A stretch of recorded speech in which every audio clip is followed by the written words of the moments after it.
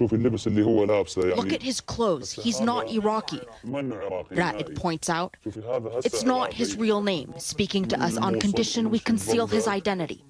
Ra'ed's wife and children are still in Mosul and could be slaughtered. Ra'ed, wanted by ISIS, just escaped with this video he shot on his phone. He believes the man he filmed is Afghan. So he's saying we're going to go from Mosul to Baghdad to Jerusalem. And he says he was speaking in broken Arabic and clearly wasn't Iraqi. Ra'ed's experience in the image is a rare glimpse into the murky world of ISIS and how it solidified its grasp. See, the kid is giving the ISIS fighter a kiss. Some of the women were even throwing chocolate on them and shouting, "You saved us from the sectarian army, from Maliki's army," Ra'ed says. It's because the army had harmed the people, put too much pressure on them. It's those actions that turn the terrorists into heroes. But Ra'ed says the people will be betrayed. Already ISIS is implementing its harsh interpretation of Islamic Sharia law. Men who wear three-quarter pants get lashed, he says. If there was internet, you would see the worst of their torture. Women can't go out without a male guardian. And he is still shocked his city fell so fast. There were only 200 to 300 ISIS fighters and 40 to 50,000 Iraqi security forces.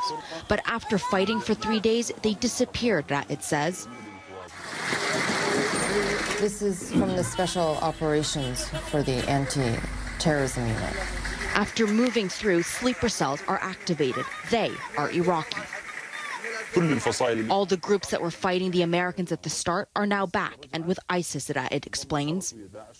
Maliki's actions are fueling the fire. American bombing would wreak more havoc than there already is. It's my city. He pauses.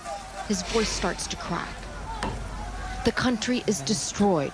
It's lost, he says. Disbelieve it. After 1,000 years, it won't come back. His eyes fill with tears as he adds, the city of Mosul, once the city of prophets, in a day and night it turned into the city of ghosts and nightmares.